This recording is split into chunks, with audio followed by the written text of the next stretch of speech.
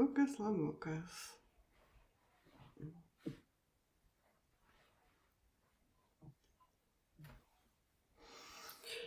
Tai lauksim atvykstančių šeštadienį į Plungę. Kaip šios grupės jau toks paskutinis susitikimas šios pakopos. Na, vėliau aš kitą savaitę aprašysiu, ką planuojam daryti trečiai pakopoje. Jeigu jau susidomėsit, perskaitysit, parašysit, kas norėsit toliau eiti jungtis. Ten truputėlį daugiau savarankiškumo bus, bet norės tiksliai parašyti. Tai va, šiandieną mes eisim toliau, žiūrėsime, ką ves mokytojai. Kažkaip labai toks yra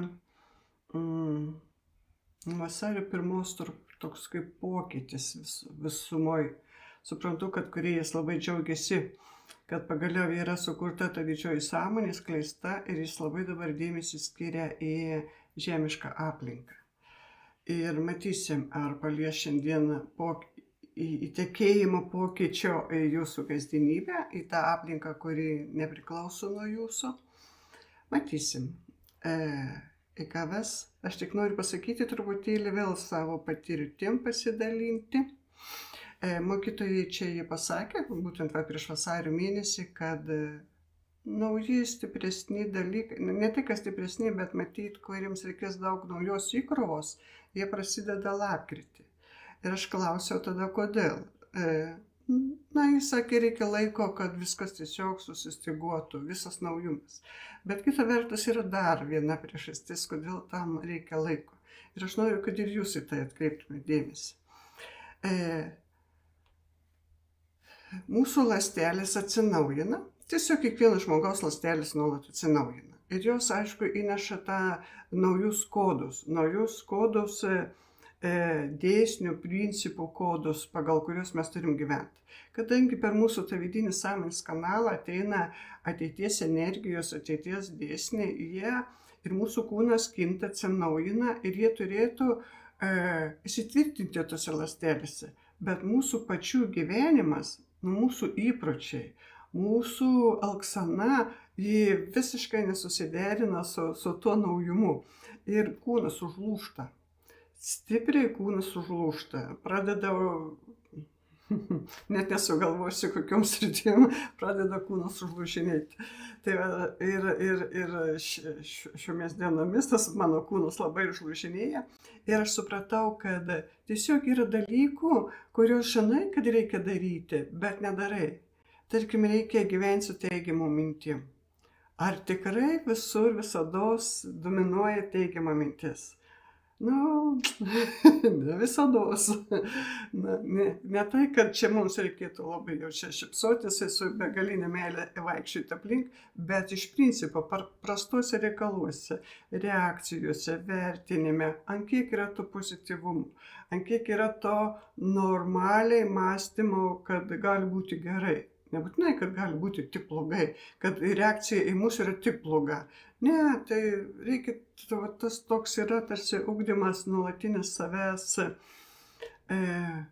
būti tame teigiamume. O tai yra tik keturmatės erdvės principas, reikalavimas, kad jeigu mes nebūsime, nemokėsime tiesiog gyventi su savo teigiamom mintim, mes neįtvirtinam savyje tos keturmatės erdvės, o ką jau kalbėti apie dar aukštesnį dažnį. Ir tas toks per visą visumą, kad eiti. Kaip pagarba savo, kaip savo, kaip sąmonį išlaikyti, nes pagarba iš tikrųjų yra gražus, kaip aš sakiau, absoliuto gerumo aspekto viena iš krypčių - pagarba. Nes kas yra gerumas? Mes tada svarstom, kas yra gerumas, kaip jis turi pasireikšti. Tarkime, kada kalbam apie tą gerumą, kurį yra ketvirtoj čakroj, kurį yra mūsų kaip širdutėj, tas toks gerumas padėti, atjausti vieną formą, bet absoliutų gerumas yra kita. Ir absoliutų gerumas jis reiškia iš tikrųjų per pagarbą, tiesiog per pagarbą sau kaip sąmoniai svarbiausia, savo, kaip savo gyvenimui. Ir tada, kada pagarba yra savo ir savo gyvenimui, savaime gaunasi pagarba ir generuojasi tas gerumas ir į kitą žmogų. Nes tu tiesiog gyveni tokioj būsenai. Žodžiu, vėl toks mokėjimasis atkreipti dėmesį, kokia ta mūsų vidinė būsena. Ir ką man pabrėžia mokytojai, labai atkreipti dėmesį yra į valios ugdymą. Iš tikrųjų, joks pokytis nevyks, jeigu mes nesusitelksim, nesukoncentruosim savo valios į tam tikrus naujų įpročių kūrimą. Na, tarkim, kad ir peržiūrėti, kad dieną pradėtumėm su teigiamumu, kad gebėtumėm išeiti iš mūsų valdančios situacijos, pastebėti, kaip mums reikia veikti, kas vyksta, ar ta situacija mūsų augina, ar ji tik naikina, ir turėti valios įėjus atgal į situaciją pasitraukti iš jos, pasitraukti iš visų įsitikinimų, kad kažką galim ten įžeisti, keistai pasirodyti ar dar kažkas. Ir vėl yra reikalinga valia. Ir daugybė gyvenimo vietų yra, kur ta valia yra reikalinga. Valia, tarkime, siekti žinių ir jas įtvirtinti į kasdienybę. Iki pat pabaigos įtvirtinti kasdienybę, vėl valia. Ir man sako, ugdant tą valią susijungti su savo didžiausia sąmonė, yra reikalinga ir ta valia labai paprastuose kasdienybės reikaluose, kad, tarkime, valia, jeigu tu manai, kad nori valia sportuoti, valia ten maistą reguliuoti, valia su vaikais daugiau laiko praleisti, nėra teisingų ir neteisingų dalykų gyvenime. Bet jeigu tu širdyje jauti, kad darai negerai, vadinasi, tave tai skaudina, vadinasi, tu turi turėti valios to nedaryti, nes tai tau yra svarbu. Tai nėra apibrėžta, kad kažkur yra gerai ar negerai. Na, tarkime, kad ir sportuoti. Gal gerai, gal negerai. Kiekvienam yra labai savas dalykas. Ir čia tos valios neugdysi. Bet jeigu tau tai yra svarbu ir jeigu tu save kaltini, kad kažko nedarai, tai turi valios daryti. Arba tarkime, kodėl ta valia taip yra labai svarbu. Iš tikrųjų, gauti žinią iš kosminių sąmonių, ją pritraukti, ji turi pereiti per mūsų visus įsitikinimus, visus blokus ir iš tikrųjų nėra taip paprasta jiems paduoti žinią. Bet jeigu mes savo valios dėka kasdien susitelksim į žinutės užrašymą, kasdien kelsim klausimą ir jį apmąstysim, kasdien galbūt dar kažkokią kitokią formą tą mąstymą praplėsim, tada tos žinutės lengviau mus pasieks. Mus pasieks ir mes pagal tai gyvensim. O jeigu jos jau pasiekė, o neturim valios daryti, nu tai tada ir vėl nėra gerai. Kaip čia buvo tokia akimirka, aiškiai sako, nu, sėsk ir rašyk, jau kelintą kartą sako, sėsk ir rašyk. Ir galiausiai vienoje meditacijoje, žinokit, jie net keiktis moka. Sako, po velnių, ar tu sėsi vieną kartą ir rašysi, ar ne? Žodžiu, tai yra tas, kad valios neturi, nesėdi, randi 100 darbų, kuriuos turėtum skubėti daryti, kad tik nereikėtų daryti, ką tau jaučia vidus, kad reikia daryti, kad pokytį nešti. Reikia valios labai stipriai. Tai vat norisi tai pabrėžti. Ir tada per tą valią mes leisim įsitvirtinti tiems naujiesiams kodams į kūno ląsteles. Ir tada tas mūsų kūnas normaliai išgyvens, normaliai atlaikys. Ir dabar, tarkime, kada aš negyvenu, sakykime, neturiu įpročių nuolat stebėti savo mintis, kiek jūs yra teigiamoj pozicijoje. Vadinasi, mano kūnas yra kaip sudaužytas, skylėtas. Jis negalės priimti labai stiprių srautų, nes tada ištaškys visai. Tai aš turiu išmokti, tarkim, būti tam tikram savo vidiniai būsenai ramioj. Supranti, kad pasaulyje visako yra, ir tu nesakysi, kaip gerai, kad ten taip blogai. Tai aišku, kad tu taip nesakysi, bet tu turi būti ramus savo viduje. Ramybė, absoliuti ramybė, absoliutus neutralumas tam tikrose vietose. Neįskleisti per daug nei gerumo, nei to labiau pykčių neįskleisti. Tai toks turi būti neutralumas. Tu gali, kaip emociškai, žinoma, visa ko iš mūsų išeina, bet neužmirškim stebėti save ir truputėlį padaryti sprendimą, ar to mums reikia ar nereikia. Tada, kai esi tas toks stebėtojas, gali padaryti sprendimą. Dabar kyla vis klausimas, o kas tas yra, kaip tų stebėtojų būti ir kuris tas stebėtojas geriausiai patarė. Iš tikrųjų, jumise bunda trečioji gyvybė. Ir manau, matysiu, kaip per meditaciją ves ar neves link tos trečiosios gyvybės. Čia yra apie asmenybę. Nes žmogus, tai jo protas ir širdis yra jo asmenybė. Ir aš manyčiau, kad mes dabar jau tikrai eisime tą tokį pajautiminį tą procesą, kad jūs galėtumėt mąstyti, jausti ir pasižiūrėti, susirasti tą stebėtoją, kuris padėtų jums susiprasti situacijose. Ir tai labai padeda. Iš tikrųjų, mokėti būti stebėtojų savo gyvenime labai padeda teisingai elgtis. Teisingai nurimti iškart, kada tu pastebi savo situaciją per stebėtojų akis, net juokas paima. Bet labai kai kada sunku išeiti iš savo asmeniškumo į tą stebėtoją, nes tai jau yra tarsi tam tikra jėga. Bet šiandien mokytojai dar mane perspėjo, kad bus truputėlį dar kitaip ir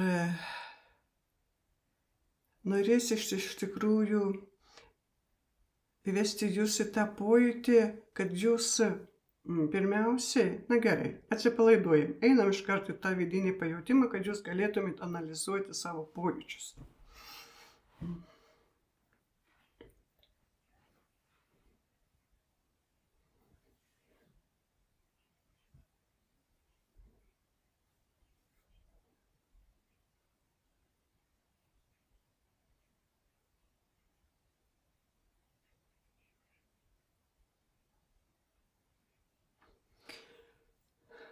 Mes dabar ramiai susitelkim tiesiog į savo didžiąją sąmonę.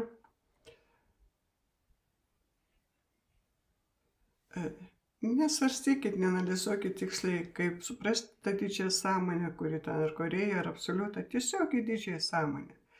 Būkim tame vedime, susitelkim į didžiąją sąmonę, pajauskim save patogiai, pajauskim save išeinančius iš apribojimų, laisvus, atvirus pojūčiams naujiems, atvirus pajautimui naujam. Tiesiog susitelkime į savo didžiąją sąmonę.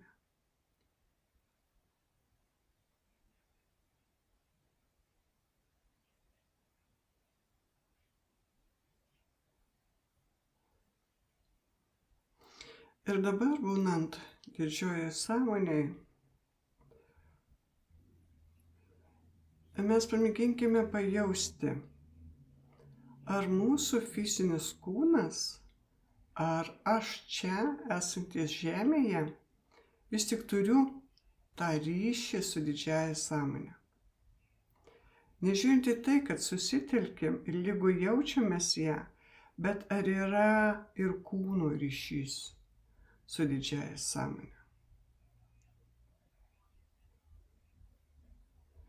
Ar jaučiasi, kaip iš tos didžiosios sąmonės energiniai srautai eina į tą kūną.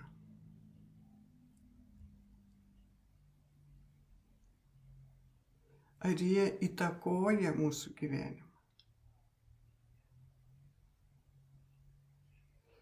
Čia tokie vidiniai pojūčiai, jūs galite visaip jausti.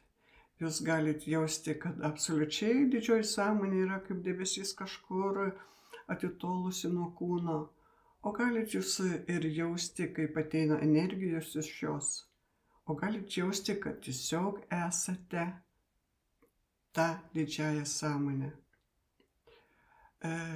Nesistengkit kažkaip prisiderinti, tiesiog būkite pajautime ir svarbu, ką jūs jaučiat.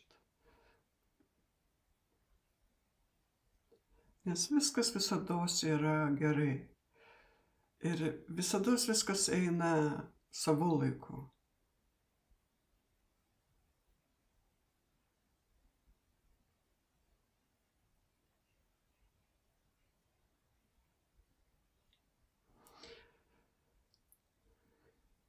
Dabar norisi, kad jūs akimirkai, jau kada mes susijunkim su didžiąja sąmonė, akimirkai grįžtume į save, savo kambarį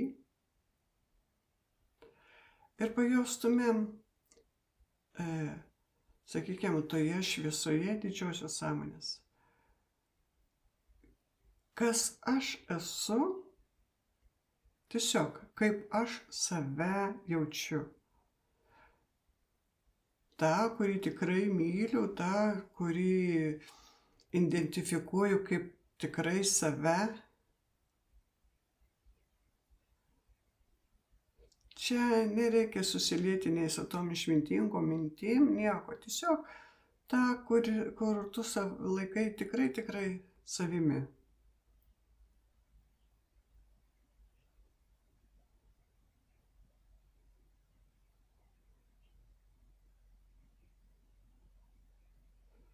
Ir peržiūrėkim dabar tą savo gyvenimą. To savo tikrojo aš, savo tikrąjį gyvenimą. Žemišką. Tiesiog mintim tarsi tokia horizontų perbėkim, kas sudaro tą gyvenimą.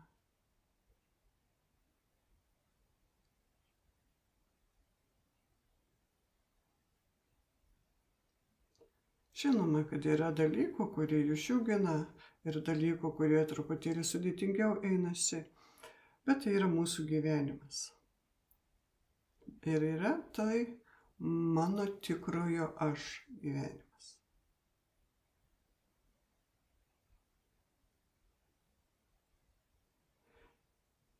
Ir mes vis tik žinome, kad mes turime ir antrąją gyvybę, kuri yra tvirta mūsų 4. čakroj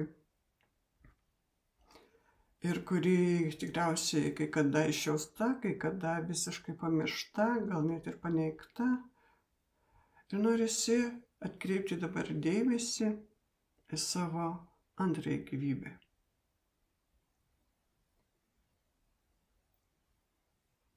Aš matau, kaip jūsų didžiosios sąmonės tas srautas tarsi jūs apgaubia, kad visi procesai vyksta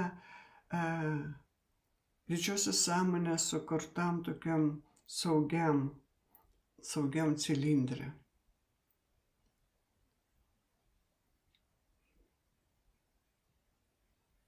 Ketvirtoji mūsų gyvybė, ji turi savo tą tikrąjį aš taip pat jums labai artima. Ta gyvybė nėra kažkas tokio svetimo. Tai yra jūs, tarkime, po 100 metų. Ir tai yra jūsų asmenybė, jūsų savybės esminės. Ir kaip aš duodu tą pavyzdį, kad įsivaizduokim save, kaip esi 5 metų ir gatvėje sutinki save 50 metų. Tas 50 metų atrodo visai svetimų žmogų, bet iš tikrųjų tai tu esi. Taip ir čia, ta antroji gyvybė, tai tu. Truputėlį tarsi būtų su visa patirtim ateityje, bet tai tu. Ir man dabar labai norisi, kad pamėgintumėte pajausti tos antros gyvybės kaip asmenybės labai savas savybės. Kad tikrai nuoširdžiai pajaustumėte ar vieną, ar keletą savybių, kur jūs pripažintumėt, kad tai yra labai sava. Kad tai tikrai aš, ta antrosios gyvybės asmenybė. ateities asmenybė.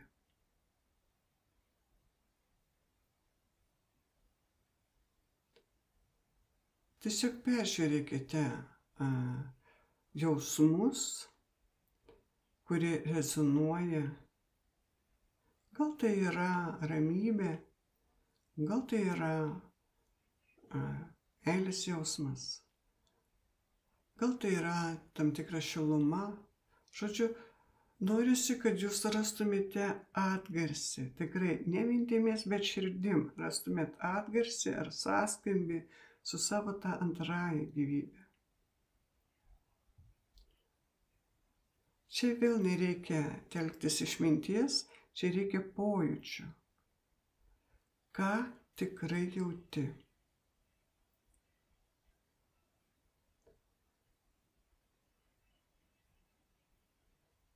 Kad tu galėtum tą savo asmenybę priimti.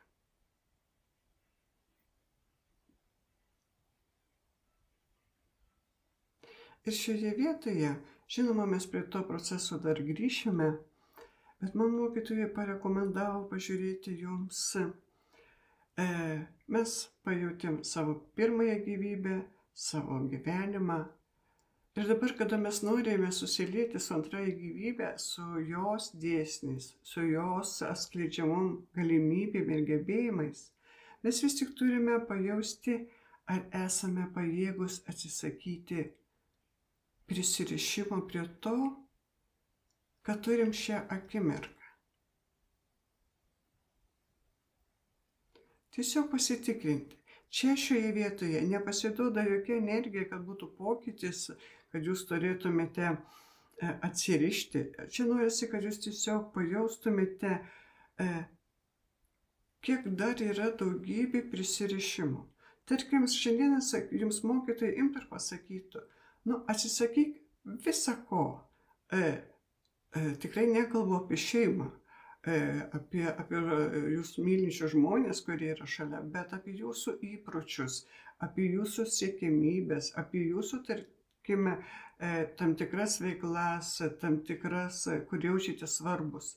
Jeigu taip imtų ir pasakytų, kad atsisakykite, kurioje vietoje jūs labai suprieštarautumėte.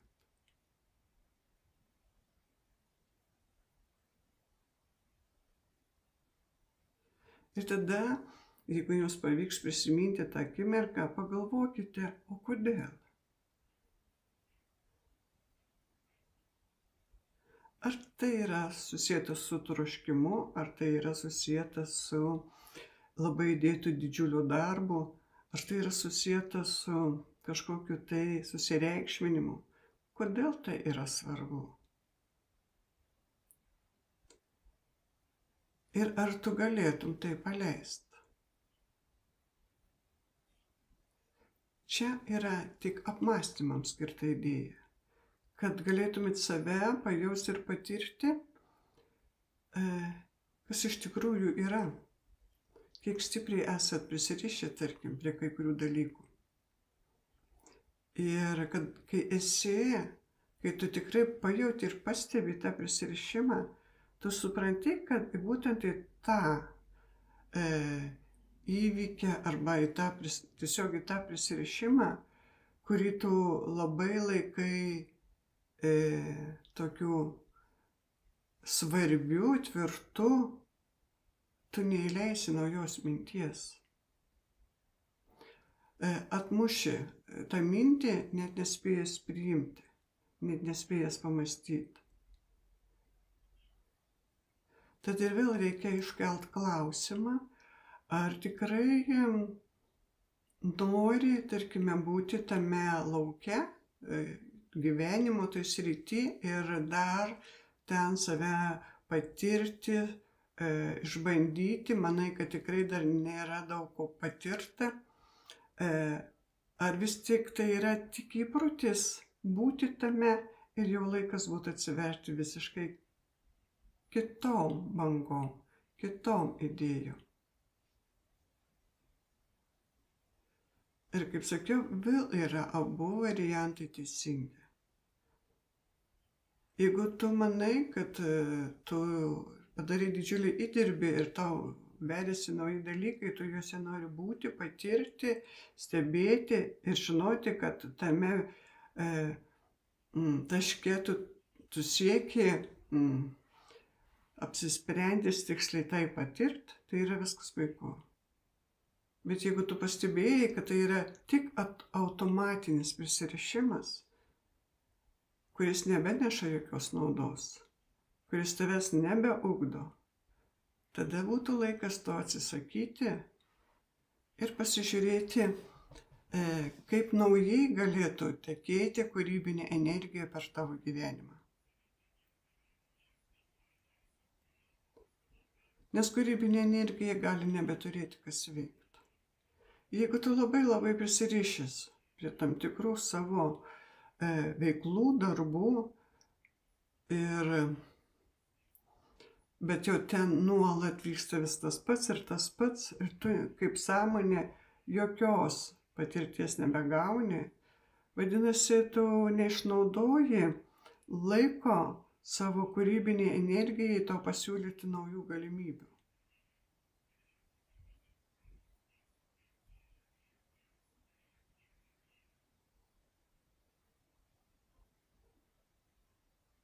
Štai taip mes galim pamažu ugdyti tą savo vidinį stebėtoją.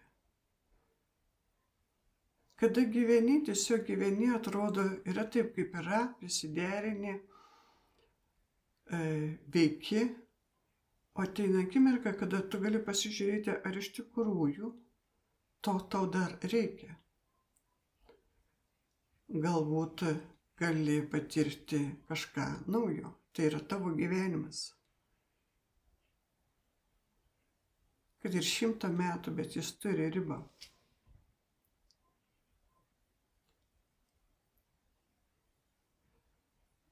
Ir tai visą tai mes dabar paliekam jums galimybę kaip apsvarstyti.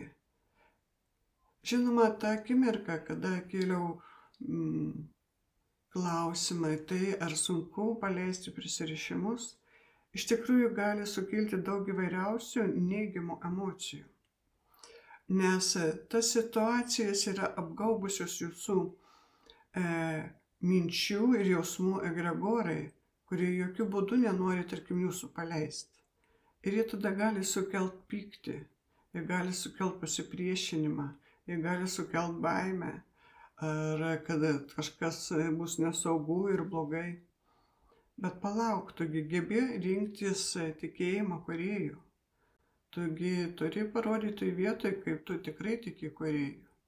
Nes jeigu tu nedrįsti atsisakyti kai ko matai, kad jau tikrai nebereikia, vadinasi, dar nėra tikėjimo kūrėjų. Nors savo galbūt sakai, kad tikrai tiki. Ir vėl tada pasižiūri ir atskleidi savo pačiam, kiek iš tikrųjų gyvenime yra tikėjimo kūrėjų, tikėjimo savo sąmonę, o kiek yra tiesiog tokių labai prisirišimų, įsikabinimų rankom, kaip sakant, dantim į tai, ką turi, o neleidi tai paleist, tarsi įeiti nulį ir paimti kai ką kitą naujo.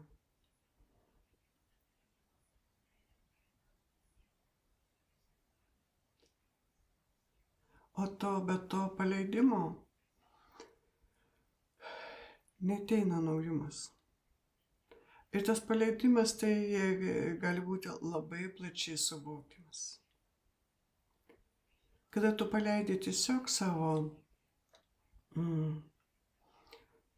senų įsitikinimų bangas, kada tu paleidi santykius, tiesioginius, netiesioginius, kada tu paleidi lūkesčius. Bet kada tu paleidi, tu jau esi laisvas.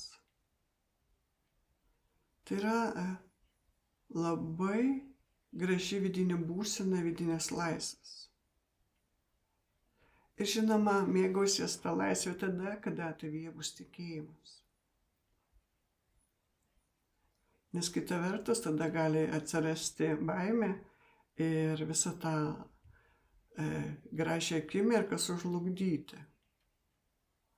Bet kada tu žinai, kad esi sąmonė ir kad sąmonė iki šiol padėjo kurti tavo gyvenimą ir nuo šios akimirkos ir toliau padeda kurti gyvenimą, vadinasi vis tiek bus tavo gyvenimas.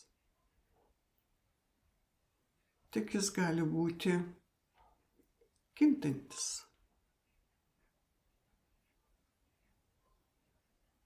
Ir harmoningai kintantis.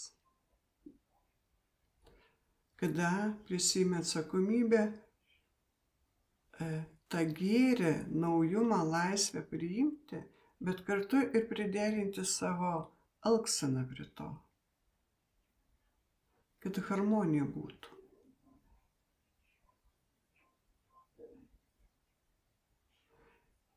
Ir dabar mes vėl grįžtam mintimis prie savo antrosios gyvybės, prie savo asmenybės.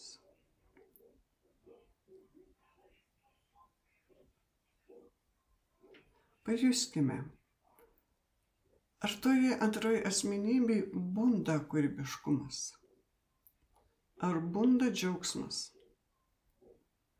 Bet ir vėl ne ten kažkur padebesiuose, o tavyje. Nes ta antroji asmenybė, ji turėjo būti išjausta kaip sava ir ji jau tavyje. Ir kad tas kūrybinis džiaugsmas, kūrybinė laisvė, ji įneštų tą naujumą. Ir kad jie neštų tos realybės pokytį, praplėtimą.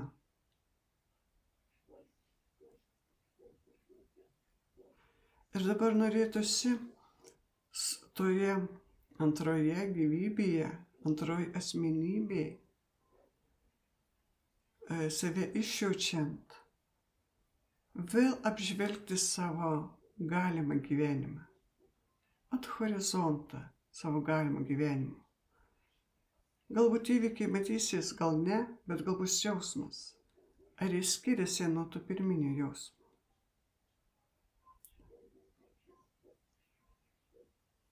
Kas naujo atsiveria pojūtyje?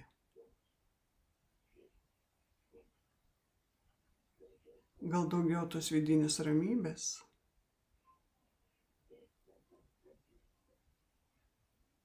Gal daugiau susiliejimo su subtiliuoju pasauliu.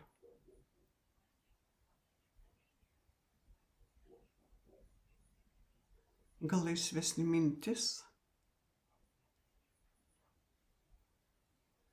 Gal dar pačių įvairiausių jausmų, kurio, tarkim, aš negebu suvokti, bet jumyse tai išsiskleidžia, kiekvienas esat unikalus.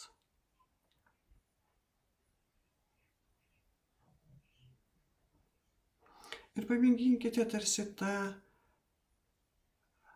antrosios gyvybės, tos gyvenimo erdvės, tarsi sutapatinti su savo kasdienybė, sulieti.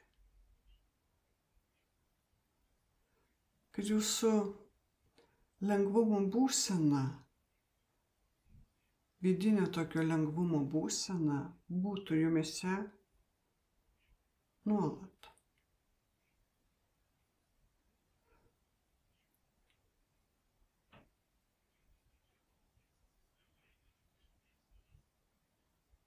Dabar stebiu, ar tikrai ta praplėsta ląstelė su savo naujais kodais tikrai įeina į gyvenimo erdvę.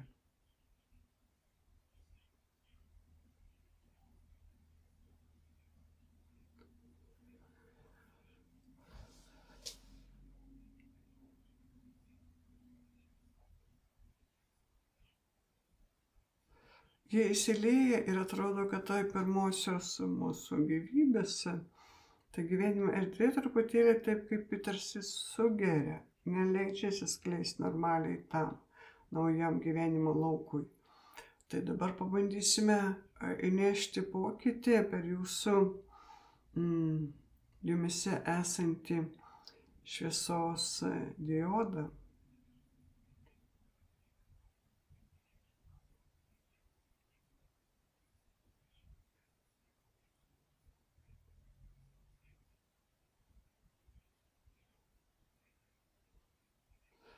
Iš tikrųjų kažkaip taip įdomiai jaučiasi tokie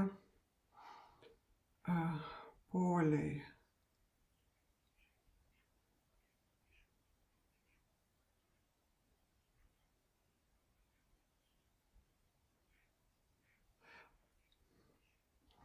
Aš suprantu, kad tie poliai susiliejus mūsų tom dviejom realybėm tarsi sudaro galimybę primaterinti ir tą trečiąją lauką, trečiosios gyvybės. Jis, žinoma, nėra dar įėjęs į mūsų materiją taip kaip jau iki kūno ląstelių, bet jis yra mūsų suvokimo lauke. Ir tie poliai tokia, sakyčiau, harmonija labai tvirta vidinė.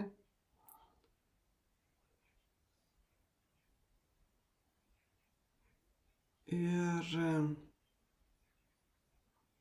stabilumas.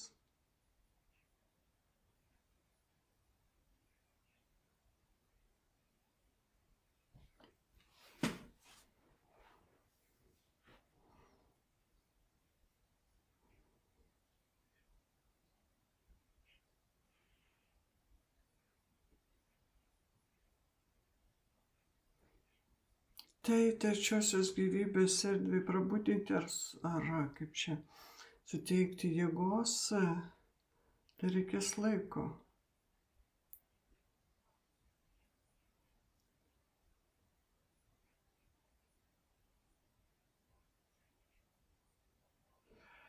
Aplinkoje kiekvieną iš jūsų jaučiu tokį švelnų palaikymą jūsų. Bet tas palaikymas kartu yra toks su kartu švelniai parodant, ką savyje gali keisti.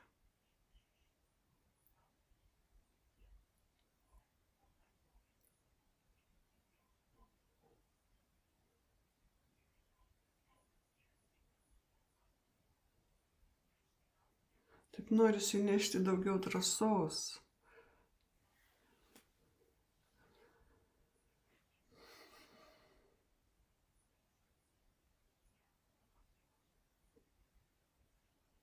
Sako, viskas gerai.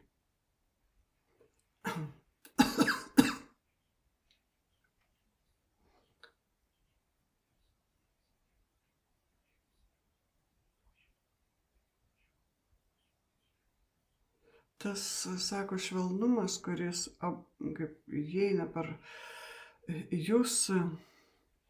jūsų tą gyvenimą,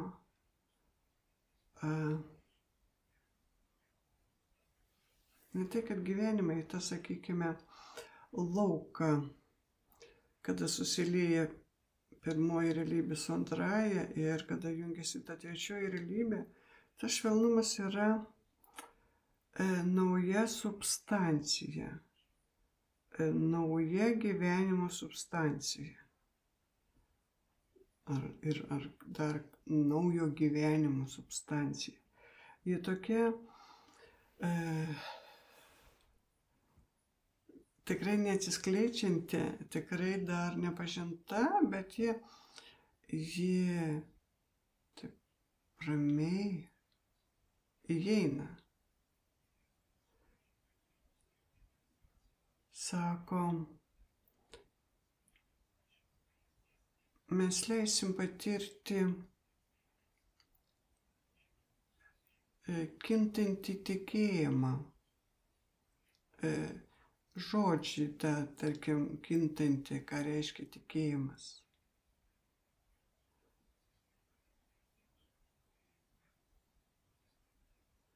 Sako, mes su ta substancija įnešam patyrimų.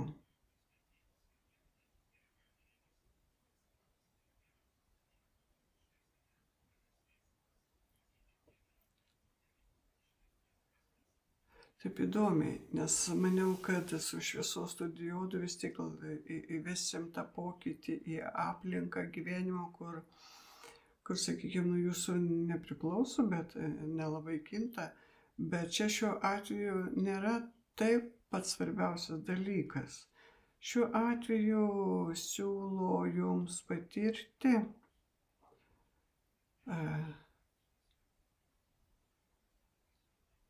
tos trečiosios. Todėl, kad jūs jau praeitoj pamokoje pas Lolitą tą materiją matyt prisilietėt, ir ta substancija ateina ir jie labai gražiai keičia gyvenimo esmę.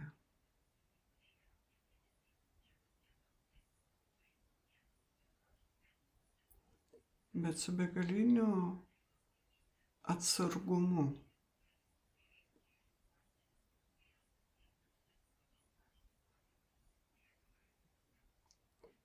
Jeigu bus vidiniai impulsai tai patirti, žinoma, kad ta substancija labiau įeis į gyvenimą. Jeigu bus, tarkim, gyvenimo elgsena ta pati, nuostatos tos pačios, tai ta substancija greičiausiai tiesiog švelniai bus aplink, bet kaip neaktyvi.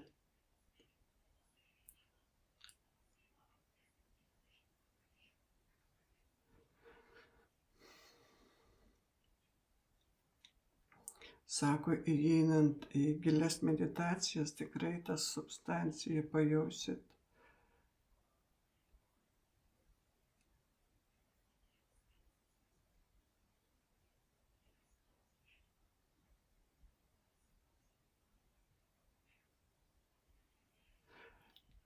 Vienu žodžiu galėčiau tai įvardyti kaip tvirti pamatai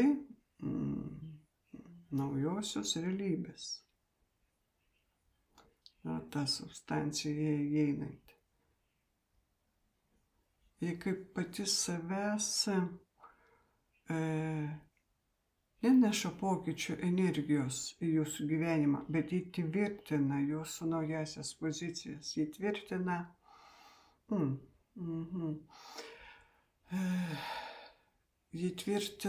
tarkime, kada jūsų meditacijoje arba jūsų mąstymo akimirkoje ateis tam tikras labai nauja savita mintis, tokia aukšto dažnio mintis.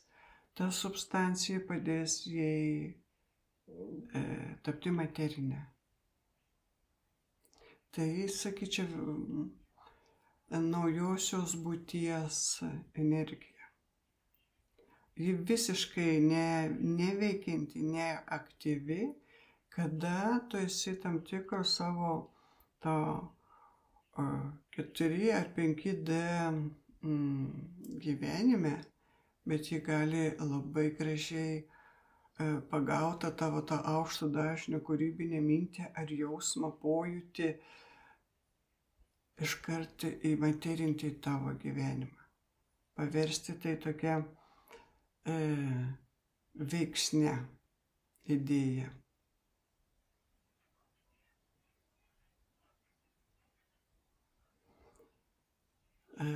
Galėtum sakyti, kad tai yra nebūties energija ir kada suaktyvini mintį, ji tampa būtimi, būties dalele.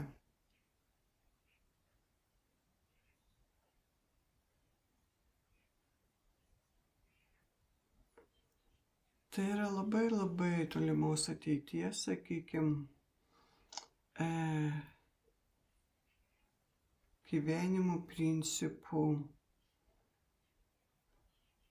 įsiaktyvinimas. Tolimos ateities visos žmonijos atžvilgiu. O kad ji taptų ne tiek labai tolimos ateities, vadinasi, mažom dalelytėm paėmė naują suvokimą, taps tavo asmeninio gyvenimo dalim. Ir jo daugiau tokių dalelyčių priimsim, tuo daugiau to naujumo įeis į mūsų gyvenimą, naujos būties. Jeigu anksčiau apie tai kalbėdavom taip labiau teoriškai iš tikimybių lauko, tai dabar aiškiai matosi, kad ta substancija, gyvenimo substancija, jau yra aplink jūs. Ir kada aš turėjau patyrimą tos būtent asmenybės, trečiosios asmenybės, aš niekaip negalėjau suvokti, kokia tai erdvė. Ar tai yra kažkurio D erdvė, ar iš vis kaip tai galima pavadinti, tai, ką jaučiau. Ir vienintelis žodis, kuris man vėliau atėjo ir tiko, tai yra gyvenimas. Aš radau save kaip asmenybę ir visiškai atitiko tai, ką jaučiu savo viduj, tame gyvenime. Ir aš suprantu, kad tai yra substancija to gyvenimo.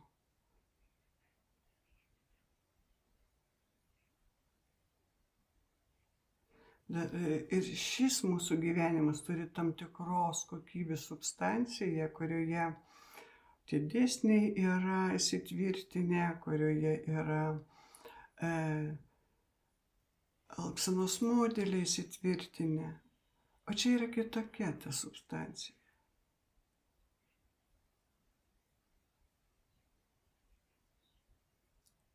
Ir jie kol kas neneša informacijos, koks tas gyvenimas bus, bet jie neša informaciją, kaip čia pasakius teisingiau, jie visai neneša jokios informacijos. Jie įmaterina tavo kūrybinę mintį. Tai tu kuri. Tu su savo tą aukšto dažnio mintim, pojūčiu, tu kuri. Ir tuo tikru. Nes kai kada mes įeiname, tarkime, į kosminių sąmonių minčių lauką, tai yra vienokia kūryba, mes žinias galim gauti iš jų, į savo dabartinį tokį gyvenimą įlieti. Bet ta tikroji gyvybė yra, kada yra ne kažkieno paduota mintis, tai yra tavo giliai išjausta ir giliai suvokta mintis. Tavo. Ir kada tu tikrai jauti, kad tai nėra iliuzija. Čia tokie yra labai subtilūs pojūčiai. Per laiką galima susivokti ir suprasti, kada yra mintis, tarkime, ne tai, kad iliuzinė, bet netokios aukštos realizacinės įkrovos, sakykime, gali būti taip, bet kada tu labai per save pajauti tą tokią asmeninį pajautimą, tai yra labai aukštos realizacijos galia.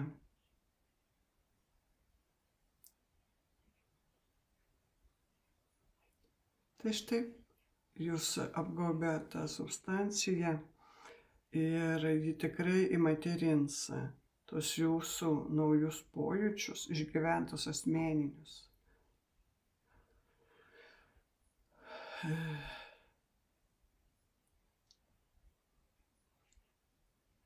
Ir jis skleis labai daug ko mes dar neturim suvokimo, apie ką tai jį gali kalbėti.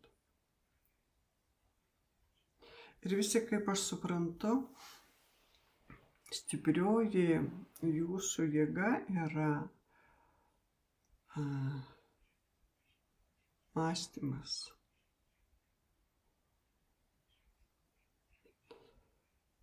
Stiprioji jėga yra tas vidinis pojūtis. Kiekvienas žmogus turi savo gyvenimą, sakykime, kaip pašaukimą. Kai kada yra į veiklas stiprias išeinantis. Iš tikrųjų ir pačių įvairiausių gali būti dalykų, supratimų. Tarkim, kaip viena mergaitė mūsų rašo, kad aš esu vis tik kovotoja, ji pasitraukė iš mokslo, nes sako, aš esu kovotoja prieš neteisybę. Tai yra jos gražus pašaukimas. Kažkas turi stovėti per veiksmą, rodyti tą pasipriešinimą neteisybei. Bet šiuo atveju jūs esate labiau mąstytojai. Ir tas mąstytojas, suvokęs savo gilią mintį, jis tarsi įleidžia tą mintį, padaro tokią galinčią realizuotis ne tik jūsų gyvenime, bet iš karto bus paduodama ta jėga ir kito žmogaus suvokimui, kuris, tarkim, su jumis nėra susietas, bet jis pamastė apie tai. O ta mintis jau turi substanciją realizuotis. Dalelytės iš ko sukurti tą realizaciją.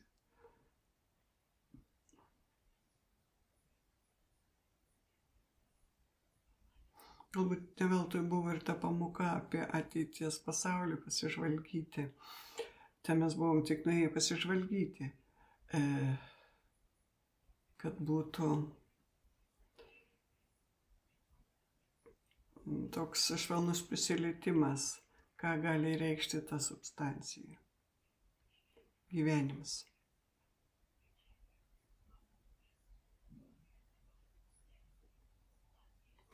Kadangi tai viskas vyksta dabar, kaip pasakiau, ta trečioji gyvybė, trečiasis tas mūsų gyvenimas, jis truputėlį taip kaip debesėlis.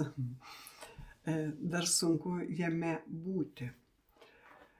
Todėl nenustabu, jeigu nėra labai aiškaus pajutimo, kas tai yra.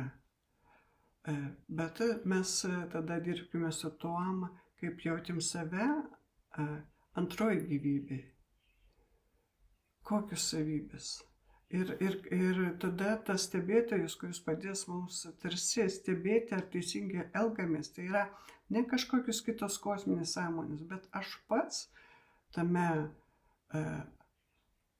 aukštesnio suvokimo, išmintingesnis, aš tau galiu tada patart. Bet galiu patart tada, kada aš pats išeinu iš situacijos. Tarsi toks yra, tarsi du. Tariuosi su savo aukštesniu aš, kaip iš tikrųjų man geriau elgtis. Ir tas aš jau galiu sakyti per savo patirtį, jis iš tikrųjų suteikia tokį antrasis tas aš, begalinę ramybę viduje. Tarkim, jeigu emocinga yra situacija, bet tu susijungi su tuo stebėtoju, jis nuramina. Jis nuramina ir tada yra tikrai lengva susivokti, kaip reikėtų elgtis, kaip reikėtų kokį sprendimą daryti.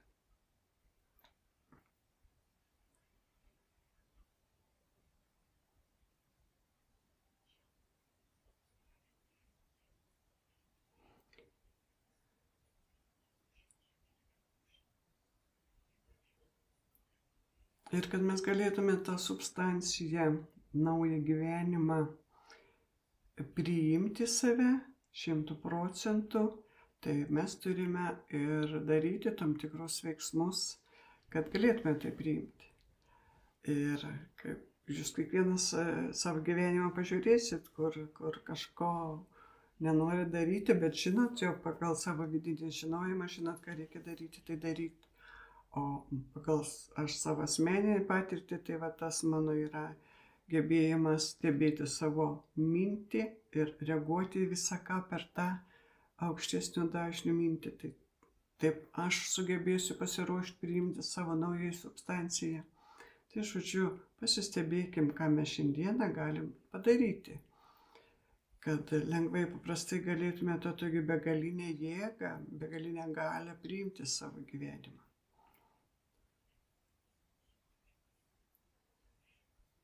Ir juo dažniau pajusite save tą antrą asmenybę, tus visus pojūčius, savo stiprybę, savo pasitikėjimą, savo kūrybinę laisvę, juo bus lengviau iš tikrųjų vėl priimti tą naują substanciją. Nesutapatinti save su tuo labai paprastu žmogum. Kintam, labai kintam. Ir laikykimės to naujumo, o ne tų senų dalykų. Na ką, laikotės, viskas yra gerai. Tai va, smagu. Jeigu rasite tą tokį apibūdinimą, kaip save jauti toje antroje asmenybėje, būtų smagu, kad parašytumėt, pasidalintumėt. Nors žodžiu kažkokiu vienu kitu, nes tai jau pasidalinimas leis ir kitam susivokti, ar jauti ar nejauti. Iš tikrųjų, toj būsenoj būnant, neįvardinam daug ko pas savęs. Jauti, bet neįsivardini iki galo. Nėra laiko tam netgi. Bet kai apie tai pradėti pamastyti, tada jau ateina ir įsivardinimas tam tikras. Ką, ačiū, kad esate. Ačiū, kad